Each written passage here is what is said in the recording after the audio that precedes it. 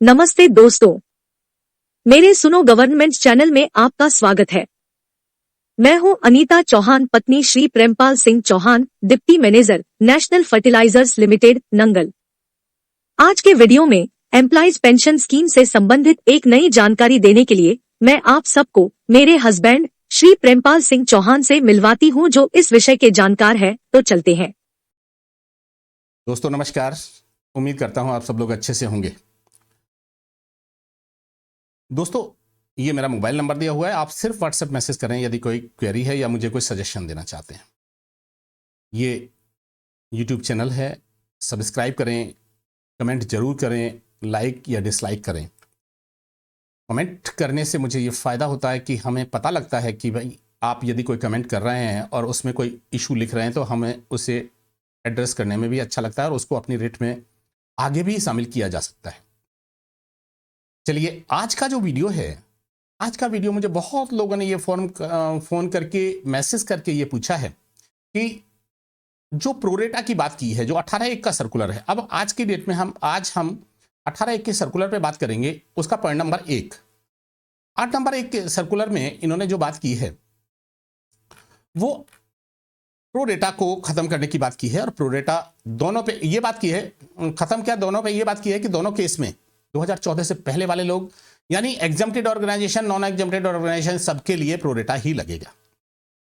ये इस सर्कुलर में बात की गई है। तो इसको कैसे चैलेंज किया जाए, जो मेरे पास पॉइंट्स हैं जो मैंने कवर किए हैं अपनी रेट में, मैं केवल उन पे बात कर रहा हूं। जो अलग सजेशन है उनसे मेरा कोई लेना देना नहीं है। क्यों? क्योंकि मैं ऑथेंटिसिटी पे बात करता हूं।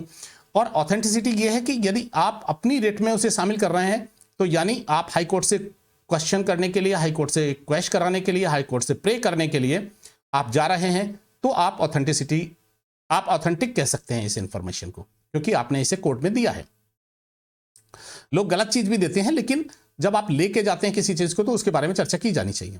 तो हाई कोर्ट में हमने क्या पॉइंट उठाए हैं प्रोरेटा के बारे में, मैं उसकी बात करूंगा।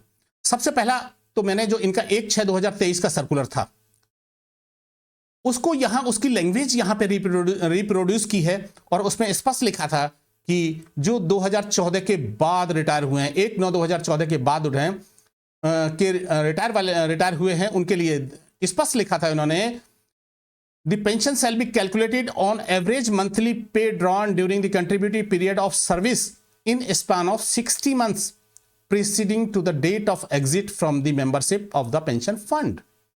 केवल उन लोगों के लिए जो पोस्ट यानी 2014 वाले हैं, पोस्ट 2014 वाले हैं। इस सर्कुलर को इसलिए हमने लिया है कि ईपीएफओ का ही सर्कुलर है। हालांकि जब ये सर्कुलर निकाला था इसमें लिखा था एज ऑफ नाउ। भाई एज ऑफ नाउ का क्या मतलब है? इंप्लीमेंट तो आपने तब भी नहीं किया था और आज भी नहीं कर रहे हैं। तो उस समय भले ही आपने उस सर्कुलर को निकालते, इस सर्कुलर को निकालते समय ये लिखा था, लेकिन आपने लिखा तो किसी ऑथेंटिसिटी के साथ ही था, किसी ईपीएस पॉलिसी के तहत ही लिखा था। ये आपका अपना सर्कुलर है और एज ऑफ नाउ का कोई मतलब नहीं है, क्योंकि एज ऑफ नाउ यानी आपने कोई प्राइवेटली नहीं निकाला है कोई सर्कुलर, आपने पॉलिसी के बेस पे ही निकाला है। इसीलिए इस सर्कुलर को अपने सपोर्ट में आप इसे लगाएं और मैंने इसको लगाया है कि ये सर्कुलर मैंने एनेक्चर 16 के रूप में इसको लगाया है। यही सर्कुलर जिसमें यह लिखा गया था कि आपके 60 महीने की एवरेज सैलरी ली जाएगी 2014 के बाद वालों की। ठीक है जी, पॉइंट नंबर 1। पॉइंट नंबर 2 पे मैंने क्या लगाया है कि इन्होंने जो पॉइंट नंबर 2 पे मैंने खुद एक लीगल नोटिस भेजा था इनको, जब ये सर्कुलर निकल गया था उसके बाद में 10/1/2024 को, जब मैंने 10/1/2024 को ये लीगल नोटिस भेजा था और उसको मैंने जो हमारा व्हाट्सएप ग्रुप है मैंने उसमें शेयर भी किया था। कि क्यों किया था? क्योंकि हमने उस समय जो चीजें हमारे दिमाग में थी, ये सर्कुलर बाद में आए हैं, लेकिन मैंने डेज कैलकुलेशन के लिए, पेंशन कैलकुलेशन के लिए और मेरा डिमांड नोटिस कब जारी होगा इसके लिए कई चीजें उसमें लिख के 5 पॉइंट लिख के मैंने उसमें लीगल नोटिस उसी समय भेज दिया था। आप अभी जब कोर्ट जाएं तो उससे पहले लीगल नोटिस जरूर भेजें, केवल उसमें 15 दिन का टाइम दें, अपनी रेट तैयार, उस 15 दिन के अंदर अपनी रेट तैयार करा लें। लीगल नोटिस भेजना बहुत जरूरी है, क्योंकि कोर्ट आपसे यह पूछता है कि क्या आपने इनको पहले इन्फॉर्म किया। ये मान के चला जाता है कि जब आप एक लीगल नोटिस भेजते हैं यानी उनको इन्फॉर्म करते हैं कि आप मेरा ये काम कीजिए वरना मैं कोर्ट में चला जाऊंगा, ये इसका भाव होता है। और इसीलिए हमें लीगल नोटिस देना बहुत जरूरी है। यानी मैंने तो ये लीगल नोटिस आज से 1 साल पहले ही दे दिया था और आज तक उन्होंने कोई जवाब नहीं दिया। रियली मुझे कोई जवाब भी नहीं मिला है, इसलिए मैंने ये लिखा है कि आज तक मुझे कोई भी जवाब नहीं मिला है। मैंने लिखा है however to date the respondent have failed to respond the legal notice. आज की डेट तक भी इन्होंने कोई जवाब मुझे नहीं दिया है, तो मैंने अपना लीगल नोटिस के बारे में बात की है।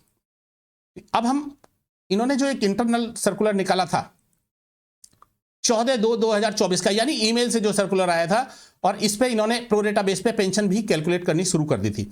इस पे 4 इंटरनल सर्कुलेशन निकाला था। इसको चैलेंज भी किया था एक मिस्टर VR बाबू ने केरला में या कर्नाटका में उन्होंने चैलेंज भी किया था, लेकिन उस समय EPFO ने कोर्ट में ये जवाब दिया था कि चूंकि ये ईमेल सर्कुलेशन है इसलिए इस पे स्टे ना दिया जाए, और कोर्ट ने शायद इसे मान भी लिया था कि इस पे स्टे नहीं दिया गया, और EPFO उस पे कैलकुलेट करता आ रहा है। EPFO इस पे कैलकुलेट करता आ रहा है, जबकि कोर्ट में वो चर्चा हुई थी कि भाई कोर्ट में चूंकि ईमेल सर्कुलेशन है इसलिए इस पे स्टे नहीं दिया जा सकता, लेकिन EPFO कैलकुलेट कर रहा है इसी बेस पे। अब हमने इसको लिखा है कि ये इसने सुप्रीम कोर्ट के जजमेंट को वायलेटेड किया है इस मेल ने, इस सर्कुलेशन में, और इसमें यह भी लिखा है कि इन्होंने जो टर्मिनोलॉजी यूज की है मैक्सिमम सैलरी बिफोर 1/9/2014, ऐसी कोई भी टर्मिनोलॉजी पूरी EPS पॉलिसी में नहीं है, इवन सुप्रीम कोर्ट के डिसीजन में नहीं है। तो आज आप पेंशन कैलकुलेट करते समय ऐसा कोई भी वर्ड अपनी तरफ से नहीं ले सकते, क्योंकि जैसे मैंने कहा कि आप कोई प्राइवेट कंपनी नहीं चला रहे हैं, प्राइवेट कंपनी वाले भी जो पब्लिक के अगेंस्ट है उसे नहीं कर पाते, आप तो ऐसा कुछ कर ही नहीं सकते। तो इसीलिए आपने मैक्सिमम सैलरी बिफोर 2014 जो लिखा था, ऐसी कोई भी टर्मिनोलॉजी, और मैंने इसी बात पे इसको क्वेश्चन कराने की बात की है कि ऐसी टर्मिनोलॉजी किसी भी, देखिए मैंने लिखा है therefore the petitioner praise that the internal email circulation constitute an abuse of power.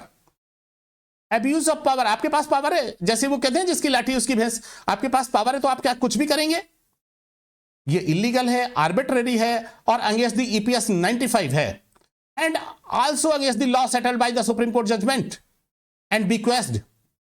तो हाई कोर्ट से मैंने ये डिमांड की है कि इस ईमेल सर्कुलेशन को पहले क्वेश्चन किया जाए। देखिए जब आप प्रोरेटा की बात करेंगे तो आपको ये सब चीजें लेनी ही पड़ेंगी। यदि आप उन सर्कुलर्स को नहीं क्वेश्चन कराएंगे तो आज आप ये डिमांड कैसे करेंगे कि ये चीज जो इन्होंने सर्कुलर जारी किया है, जो क्लैरिफिकेशन जारी किया है कि प्रोरेटा ही लागू करेंगे, उसको हम चैलेंज नहीं कर पाएंगे। इसलिए हमें सारी चीजें चैलेंज करनी पड़ेंगी।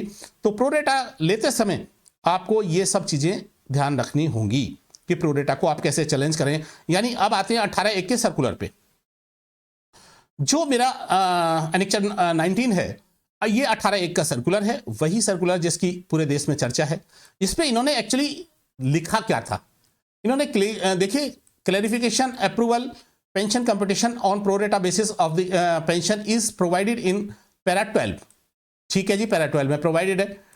अब ये लिखते हैं and is equitable treating both categories of pensioners, that is pensioners under wage ceiling and those with higher wages on equal footing. तो ये कहीं भी नहीं है, हमें इस वर्ड को भी चैलेंज करना है कि इन्होंने ये लिखा ही गलत है। नहीं ये इक्विटेबल है, क्योंकि उससे पहले 2014 से पहले के वेज की बात, मतलब हम सीलिंग पेंशन की बात करें तो सीलिंग पेंशन में हम कंट्रीब्यूट कर रहे थे 6500 पे और 15000 पे। आज हम एक्चुअल वेज पे कंट्रीब्यूट कर रहे हैं, इसलिए ये इक्वल फुटिंग पे हो ही नहीं सकता। मेरे ही केस में मेरी बेसिक 1/9/2014 से पहले भी सेम थी, 1/9/2014 के बाद भी सेम है, 1 साल तक। इसलिए आप मेरे ऊपर ये लागू नहीं कर सकते, आपको ये बताना पड़ेगा कि ये इक्वल फिटिंग नहीं है। फर्दर इन्होंने और क्या लिखा था, the supreme court had also not found the same ultra vires. भाई अल्ट्रा वायरस की बात तो तब होती जब ये डिस्कस हुआ होता, सुप्रीम कोर्ट में ये चीज डिस्कस ही नहीं हुई है। जब सुप्रीम कोर्ट में ये चीज डिस्कस ही नहीं हुई है, आप ये कैसे कह सकते हैं कि सुप्रीम कोर्ट ने उसको अल्ट्रा वायरस नहीं कहा? तो ये एक पॉइंट है कि हम ना ही तो ये इक्वल फुटिंग पे है और ना ही ये नॉट फाउंड अल्ट्रा वायरस में है, दोनों ही कैटेगरीज में ये नहीं आता। और MOLE ministry of labour and employment has agreed with the computation of the pension on pro rata basis. हाँ, मिनिस्ट्री तो एग्री हो ही जाएगी जब आप उसे बार बार लॉस का डर दिखाएंगे, जब आप उसे यह दिखाएंगे कि इतना फंड चला जाएगा, आपके 8 लाख 9 लाख करोड़ में से 3 लाख करोड़ कम हो जाएंगे। जब आप यह डर दिखाएंगे तो गवर्नमेंट अपने आप ही कह देगी नहीं भाई मत दो। यानी गवर्नमेंट ऐसा लगता है कि हमारा ही पैसा है, गवर्नमेंट ऐसा कैसे कर सकती है, और गवर्नमेंट कैसे एग्री हो सकती है कि आप प्रो रेटा बेस पे लागू करो? क्या गवर्नमेंट में ऐसे आईएएस बैठे हुए हैं? क्या गवर्नमेंट में ऐसे ऑफिसर्स बैठे हुए हैं? तो यही क्वेश्चन है हमें, जिसको हाई कोर्ट के सामने लेके आना है।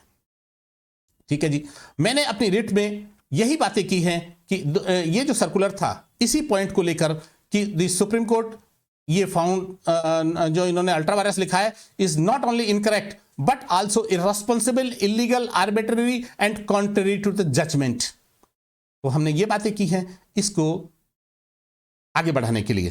तो ये तो रही इनके अभी जो पॉइंट्स हैं, इनके जो इन्होंने पॉइंट लिखा है केवल उस पर चर्चा। अब हम बात करते हैं कि इन्होंने जो मैंने पहले भी बात की थी कि एक सर्कुलर इन्होंने निकाला था एक्चुरियल नाम से 29/8/2014 को। आप इस सर्कुलर को जरूर लगाइए। इस सर्कुलर में क्या लिखा है 29/8/2014 के में? देखिए मैं इसे पढ़ के ही बताता हूं 2 मिनट में। Accordingly with effect from the first day of the September 2014 the pensionable salary for all cases of exit/death on or after 1/9/2014 for calculating pensions shall be the average monthly pay drawn during the contributive period of service in a span of 60 months preceding to the date of death or exit of the membership fund। ये statement इस circular में दिया हुआ है। शायद आप लोगों की नजर यदि नहीं गई हो तो आप इस सर्कुलर को निकालिए। इसी सर्कुलर में 2014 में ही आपने ये चीज दी थी कि 1/9/2014 के बाद 60 महीने पे ही कैलकुलेशन की जाएगी। तो आप ये कैसे कह सकते हैं आज की डेट में कि 60 महीने के बाद वाले जो लोग, मतलब 1/9/2014 के बाद वाले जो लोग हैं उनको प्रोरेटा लगेगा? हमारा 60 महीने पे कैलकुलेशन किया जाना चाहिए और रिटायरमेंट के समय पे किया जाना चाहिए। ये मैंने एक सपोर्ट में ये सर्कुलर लगाया है। देखिए कौन सर्कुलर हाईकोर्ट मानेगा कौन नहीं मानेगा ये एक अलग मैटर है, कौन इंपैक्ट डालेगा आपके डिसीजन पे नहीं डालेगा ये एक अलग मैटर है, लेकिन हम जो सपोर्ट में अपने में जो चीज कह सकते हैं वो चीज कही जानी चाहिए। ठीक है जी, अब हम चलते हैं अगले पॉइंट पे। ये मेरा एनेक्चर 19 है। ये एनेक्चर 9 में मैंने लगाया हुआ है ऑलरेडी अपनी रेट में। इस सर्कुलर को भी मैंने ऑलरेडी लगाया हुआ है जिसका एक्सप्लेनेशन मैंने पहले दिया हुआ है ऑलरेडी। अब और मैंने जस्टिफिकेशन क्या दिया है कि देखिए आप मेरी सैलरी को petitioners monthly salary pre and post 1/9/2014 was RS 63,492। Annexure 14 यानी हमारा जो एक्नॉलेजमेंट है जो हमारी कंपनी ने EPFO की साइट पे जॉइंट फॉर्म अपलोड किया है उसको डाउनलोड कर लीजिए। उसी में आपकी सैलरी लिखी होगी। मैंने उसी में से ये चीज ली है कि जब मेरी सैलरी 1/9/2014 के पहले भी सेम है और बाद में भी सेम है तो आप प्रोपोर्शनेट करने की बात ही नहीं कर सकते, प्रोरेटा लगाने की बात ही नहीं कर सकते। आप प्रोरेटा के कंसेप्ट को चेंज नहीं कर सकते। प्रोरेटा आपने डिफाइन नहीं किया है। प्रोरेटा गवर्नमेंट के सिस्टम्स ने डिफाइन किया है, इस देश के लोगों ने, पूरे वर्ल्ड के लोगों ने डिफाइन किया है, ना कि आपने डिफाइन किया है। आप उसी को लगाने के लिए बाध्य हैं। इसीलिए हमने एक्चुअल सैलरी पे कंट्रीब्यूट किया है, इसीलिए आप इसको नहीं लगा सकते। मैंने आल्सो ये लिखा है petitioner asserts that applying a pension calculation formula in 2 parts mechanically। आप मैकेनिकली नहीं कर सकते इस चीज को कि नहीं हम तो यही करेंगे, हमारा 2014 से पहले ये था। 1 for the period of pre-2014 and another for post by considering different average salaries for each period। भाई कैसे आप डिफरेंट एवरेज सैलरी निकालोगे? इसीलिए मैंने ये कहा है कि ये EPS 95 को भी वायलेट करता है और सुप्रीम कोर्ट के जजमेंट को भी वायलेट करता है। इसीलिए इस सर्कुलर को क्वैश किया जाना चाहिए। ठीक है जी, अब हम इसको, यही पॉइंट्स हैं मेरे दिमाग में और यही मैंने शामिल किए हैं। तो यदि आपके दिमाग में कोई और भी पॉइंट हो तो आप उसे जरूर शामिल कीजिएगा। और प्रोरेटा पे जो जस्टिफिकेशन बनते हैं वो यही हैं। यदि वो कोई और जस्टिफिकेशन है तो आप भी मुझे कमेंट करके बताइएगा ताकि मैं भी उसे आज नहीं तो बाद में रिजॉइंडर के टाइम पे उसे सम्मिलित कर सकूं। इसीलिए प्रोरेटा पे ये सारी बात करके हमें प्रोरेटा को कैंसिल कराना भी बहुत जरूरी है कि प्रोरेटा पे आप इसको मैकेनिकली ये पार्ट में नहीं, 2 पार्ट में नहीं लगा सकते कि भाई हम तो ऐसे ही लगाएंगे। तो ये एक मिसयूज ऑफ पावर हुआ।